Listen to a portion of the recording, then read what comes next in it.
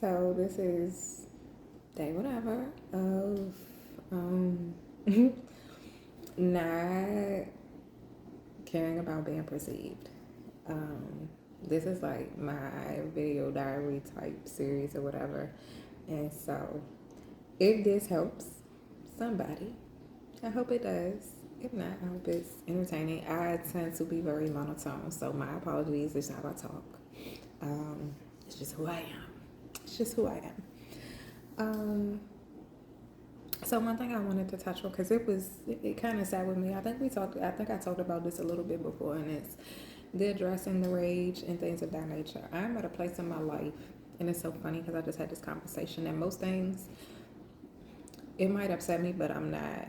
I'm going to navigate through them to a point where it doesn't bother me because I desire peace at the highest of levels. Like, people got to realize the way that people interact with you is a reflection of themselves. Literally, it has nothing, generally has nothing to do with you. And if it has anything to do with you, you are the trigger. You possibly are the catalyst to why they feel like this.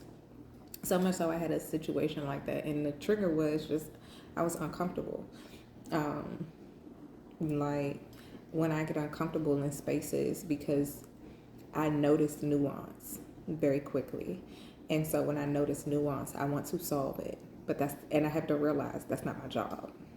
If you have a problem, that's on you. But when you are conditioned to want to address problems so that they don't create larger issues and things of that nature, you have to realize that that is not the role that you should be playing. I had to realize that for myself. Like, I can't solve everything, and that's not my job to solve everything. And especially if you grow up where you have had to be hyper vigilant for different energies, for different personalities, and shifts in different personalities, because it's a safety mechanism. If you've ever been in an environment where you've had to have the hyper vigilance, or be hyper aware of other people's personalities, it means at some point you were walking on eggshells. You were, testing the waters and things like that. Like little stuff like, yo, do you notice, like, I can tell different steps. I can tell, like, where people are in proximity to the steps, how they're moving, things of that nature. Like, my hearing is very good. All, like, different shifts, and, like, it's really weird. But it speaks to you at some point had to be aware of your surroundings to such a degree that it's a safety mechanism. So yeah, and in this environment, oftentimes people like this feel the need to aggressively, you feel me, make certain everybody is okay in the room because they don't want to deal with the fallout. They don't want to deal with the conflicts and things of that nature. But realistically, that is not a you issue, especially as you get older. And if you're just in random environments, like you're not in any relationship or like that, you're just like, no, that's not your job. Relationships, it gets a little gets a little difficult, because sometimes we're in spaces that are not safe, and so we have to do what is required to be safe to get out of this said environment, but only if you want to get out of said environment. But again, that's a story for another day. The reason that I bring this up is because I'm gonna talk about a situation that happened, and it's so ironic because it was a source of rage for me, and rage in a way that I had to sit with myself. Like, I'm not out there cussing people out and things of that nature. Like, I'm too old for that at this point. But I'm really like, okay, this person is doing this from a place of hurt. Do I have a dog in this fight? You feel me? Like, of course I feel like an injustice has been done, but let's really walk through this, right? So, as many, or I've talked about before, my brother passed last year, passed February 23rd, pretty much sitting up at his desk. Um, he was dealing with a lot of health issues and things of that nature, so much so they were not able to do like a full, like, blown analysis, autopsy, because he has so many different medicines in his system. And so what took place after that is the source of the rage. My brother was sitting in an unmarked grave. And so I say this as people, be mindful of the lives you live. You feel me? Because while I am not the type of person to ever take vindictive actions against the dead or the dead's family, anything of that capacity, because I have a healthy respect for the spiritual world and things of that nature, and those that have crossed over, like healthy respect. Everybody is not like that. My family has happened to, and we've encountered that. So my brother is sitting in an unmarked grave due realistically to the choices that he made, because the impact that his choices have had on the person who was making the decisions regarding, his afterlife care, they're hurt. They're upset. You feel me? And I get it. It's the waiting to exhale type of upset, And he's not here to be an outlet, to be a source, you feel me? So the next best thing is his family. And in this, I got so many lessons in this whole process. One of which, as a woman who went through their own challenges with respects to marriage and things of that nature, and getting different types of advice, I will say this. Sometimes the people around you are quite literally the people who are contributing to your suffering. They know the problems that are going on. They refuse to let you know. And because of their own belief system, they're keeping you involved in situations knowingly, knowing the harm that it will do you. So you have to be mindful who you get information from. You have to be mindful who you get advice from, who you seek advice from, because you have to realize they have a belief system at work, right? So you have some people, for example, that they believe divorce is not an option. Like, it's never an option, but you can be in there getting your ass whooped. You feel me? They will tell you to stay in that relationship. No. As a person I do not believe in staying somewhere that, you feel me, after you've gone through different things, absolutely not. Get the fuck out of there. But you have to realize this, and a lot of times people do not take into consideration the source of the advice that they're getting, like the person. Who is this person? Why is this person? Why do I feel that this person is credible to give me information? How are you credible to give me information? What have you gone through in life? In terms of not only what have you gone through, how have you sat with yourself? How have you challenged your beliefs to become a different person? And how do these beliefs show up in your life? Does your belief system, do you live your belief system? Do you walk in your belief system? You feel me? A lot of times, and I see this, and I'm not a religious individual by any stretch of the imagination, but I see how many people walk in doctrines that require compassion, empathy, and things of that nature, yet they nasty. Nasty work. I mean, the nastiest of nasty. They engage in malicious and vicious behavior, and you'll just be like, ooh, but you, So these are things to really think about when you are getting advice from people. What are their thought processes on certain things? I happened to find this out during this process due to one individual, because during the timeline, like I said, I was going through my own relationship challenges and things of that nature, and the advice that I was given, and almost, you feel me, had a whole falling out with my sibling, because I was like, oh, leave him. He was not raised that way, but we did have challenges in our childhood, so things can definitely manifest. And if he is causing harm to you, baby, leave that man. Adamant about it. Very adamant. This individual was getting information from someone else that was telling her to stay.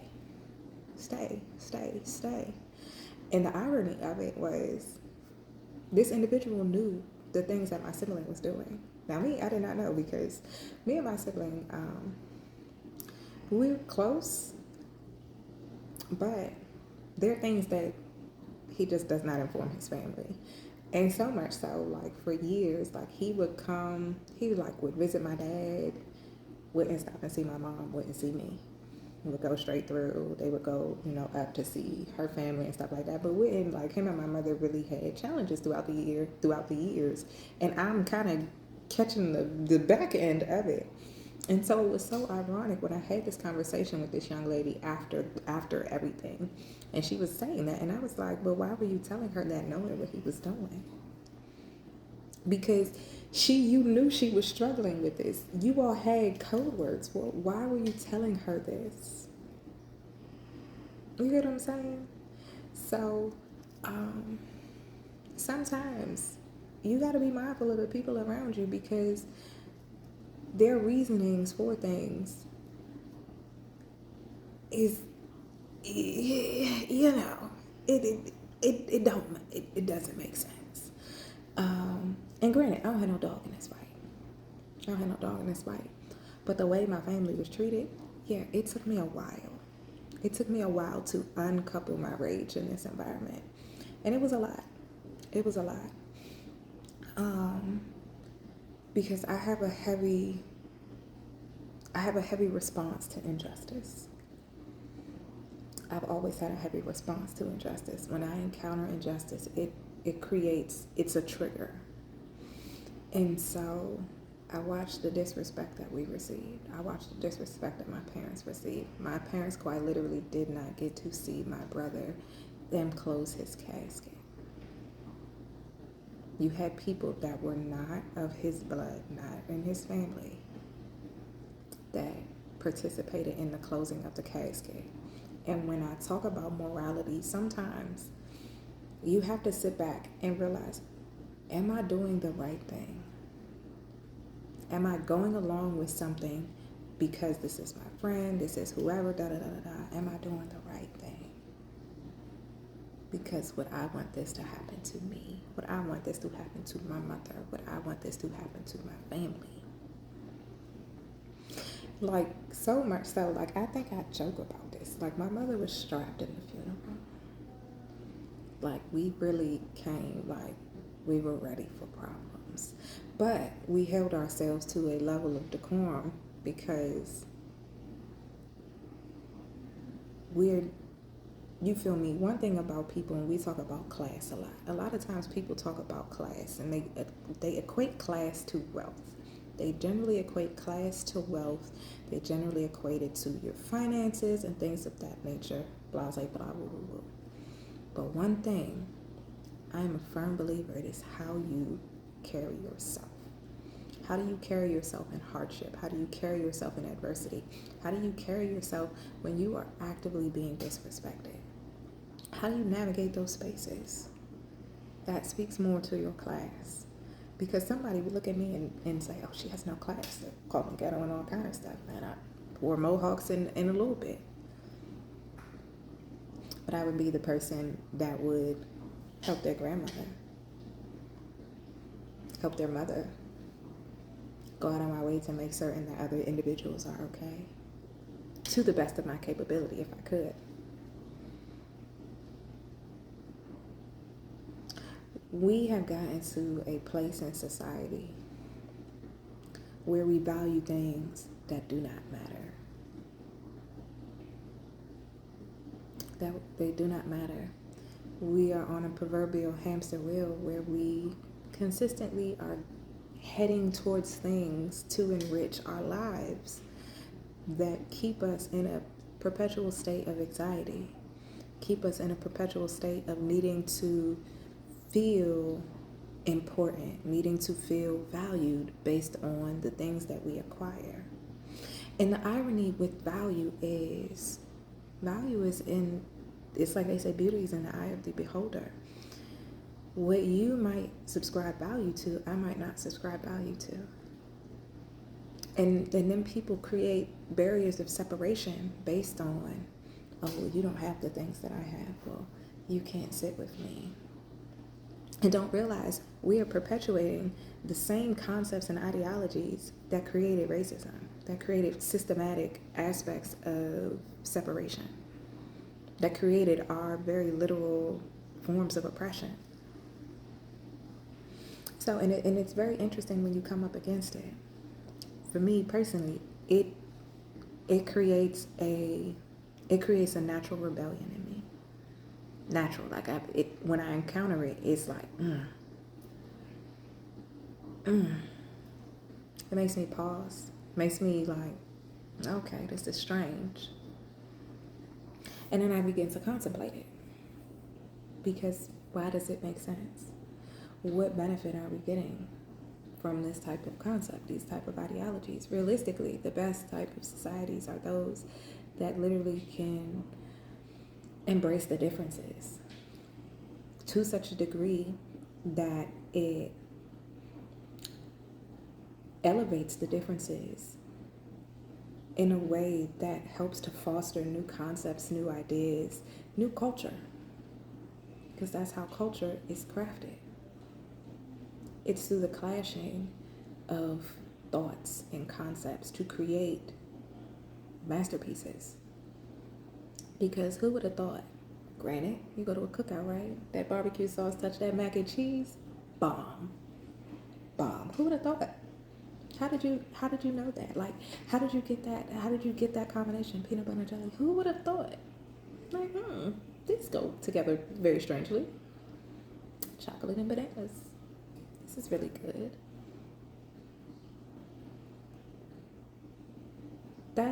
Think about, what is it, complementary colors or adjacent colors? Like blue and yellow, green and purple. Have you ever seen a blue and yellow picture? Amazing, breathtaking, striking. It is that concept. And I'm sorry, y'all. I know my brain shifted. I was on one topic, but rock with me, right?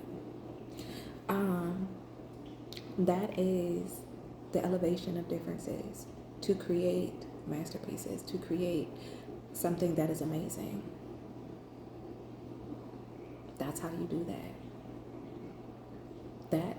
That's the purpose, is to create new concepts and new ideologies, new theoretical forms and frameworks, new culture. That's how you create longevity. That's evolution. It's expansive, it's progressive, it gets the people going. Oh my goodness. But yeah, like,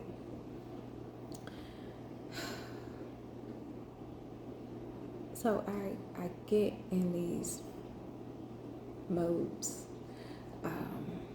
where I think about stuff like this, and let's go from there.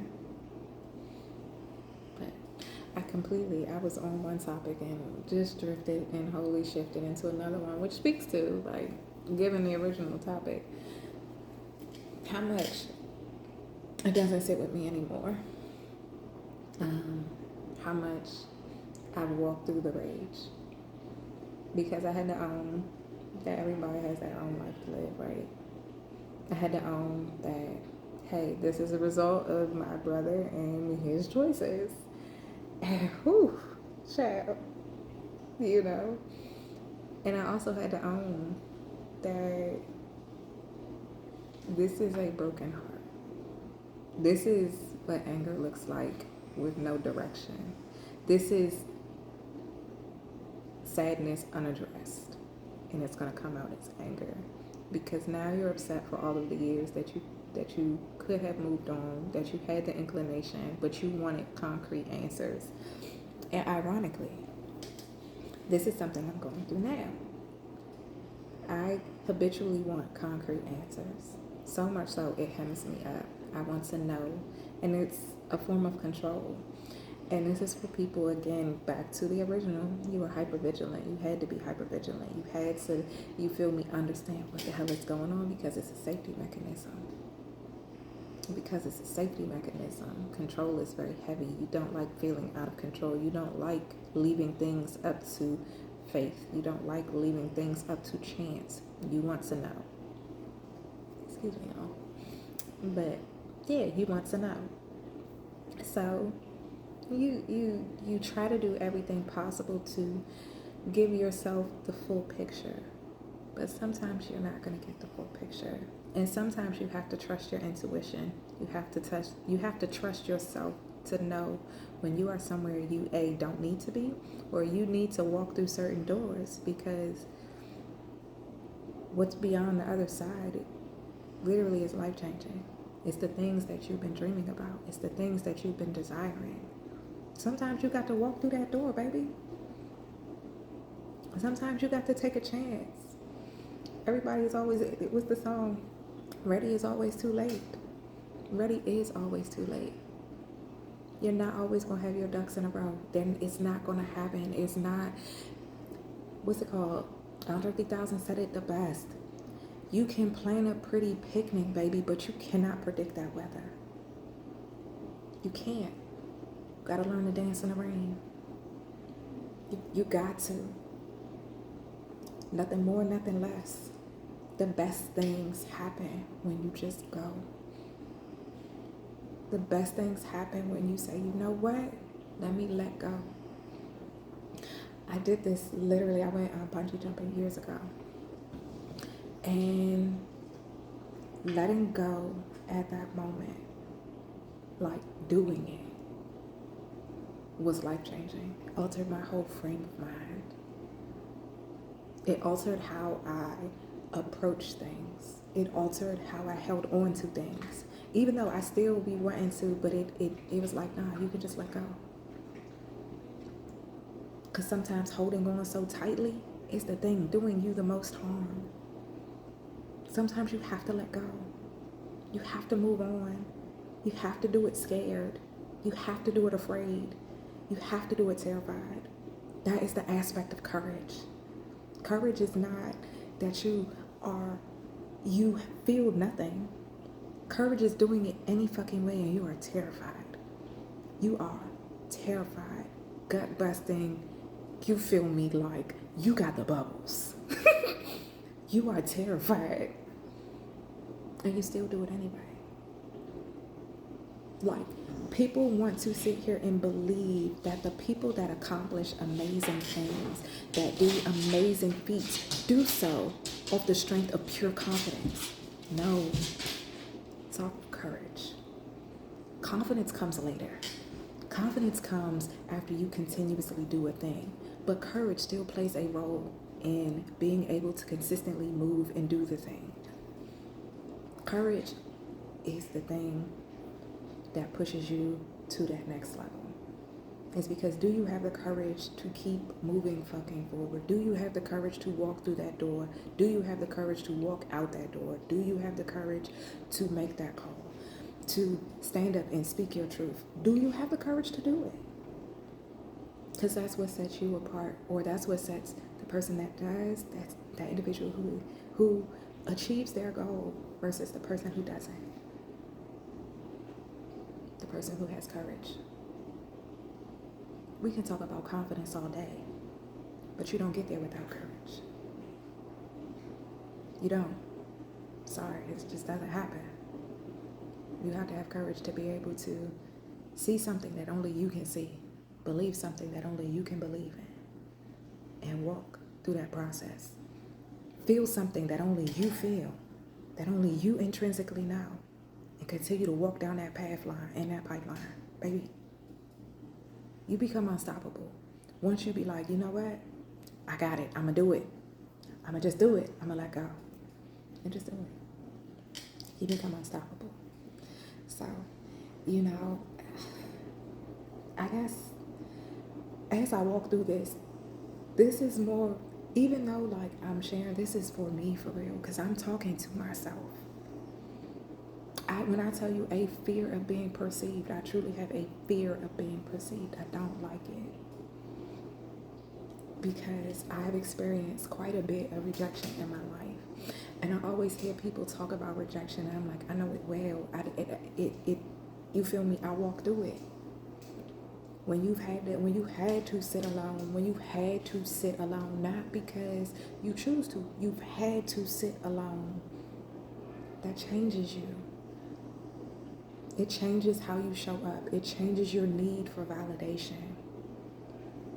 But there are still things that impact you. There are still pain points that you got to walk through. And healing is a forever journey. I don't care what no one says.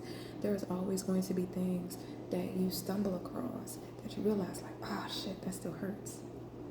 I didn't know that. I didn't know the band-aid I put on that was no longer applying the pressure. It's just leaking. I didn't realize that. And it's okay. We're not perfect, baby. We're not supposed to be. We're not supposed to be. That's not life. That's not life. Life is in the imperfections. Life is quite literally what you make it. It's where you're willing to fuck up at. It's where you're willing to fail and try to fuck again. Because failing means, damn, I tried something and that shit didn't work, but now you have the blueprint on what didn't work and you can tweak it. Come on now. So, like I said, this is as much for me as it is for you. But really, this is me telling myself and giving myself the pep talk and the necessaries to keep going and keep moving and keep moving and keep doing it. And keep doing it. Because at some point, you feel me, you're going to do exactly what you said you were going to do. You're going to be the thing that you said you were going to be. You just got to have the courage to go in the direction that you feel is best. And it ain't got to make sense to nobody but you, baby. They didn't get the vision. Only you did. So, yeah. I'm going to end it here. I know we started at a weird place, you feel me? And I don't know how we made it to this point. But we made it somewhere. I keep telling y'all my my neurospicy brain, because I've never been diagnosed with anything in terms of like autism or anything of that capacity. I just know, yeah. If you know, you know. If you know, you know. But yeah. Thank you for walking with me. This is an odd space. When I say I'm really learning myself, I'm really learning myself. I found myself, I went to this park, this state park, and it has like the sky, the dark sky, you feel me, designation. So I went out there, and when I say I'm really trying to learn myself, I spend a lot of time with myself trying to, be a better person, navigate the spaces and things of that nature. We talk about legacy and things of that nature and, being front facing and all of that. And realistically, the only thing that I really want to leave behind is that, dog, like, love really is the answer. Like, love is the answer. Like, most people are suffering from an aspect of lack of love, lack of consideration, lack of kindness, lack of seeing true acts of kindness, love, and things of that nature. And if just one thing, the small ripple effects, if just one thing can help change your life, can help you believe that, you know what, you matter. I'm glad you're here. I'm glad, you feel me, you got up today. Because some days getting up, you feel me, I have a regimen. Like, I take my shower every night, this, that, and the third. Like, you have a regimen. Some days you be like, dog, I'm tired. I don't want to do that. I don't want to do none of that. You feel me? You walk through your processes and things of that nature. And some days it feels you dread it. Because you're tired. Because you're worn down. And I'm telling you, I appreciate you for going through the shit. I appreciate you for continuing to be like, you know what? I'm gonna do this beat.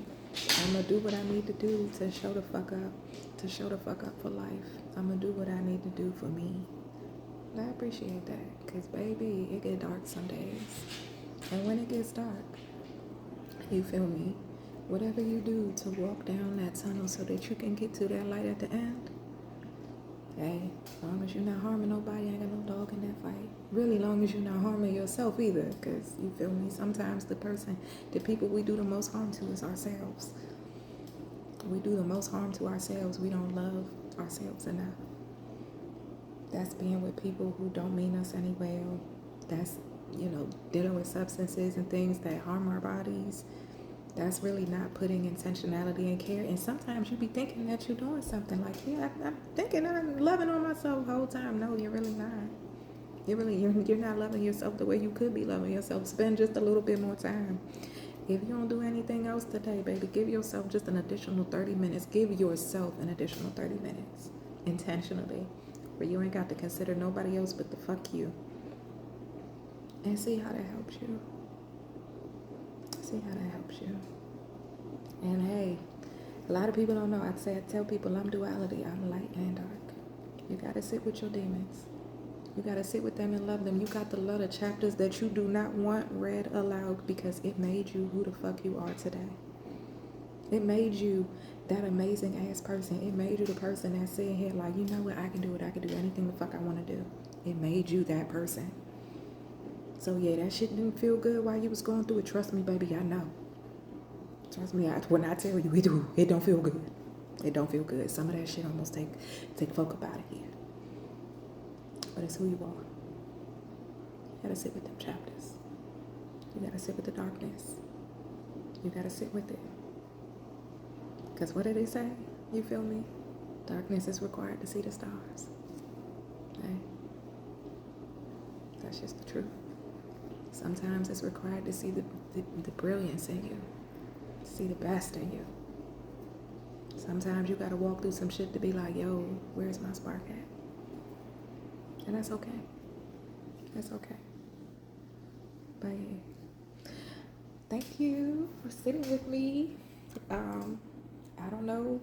I don't know in what direction I'm gonna go in. I don't know. This is just literally like diary for me. It's like motivation for me at this point, and it helps, navigate and get my thoughts out. But if you rocked out this long, I appreciate you. I truly appreciate you. And I'll see you next time.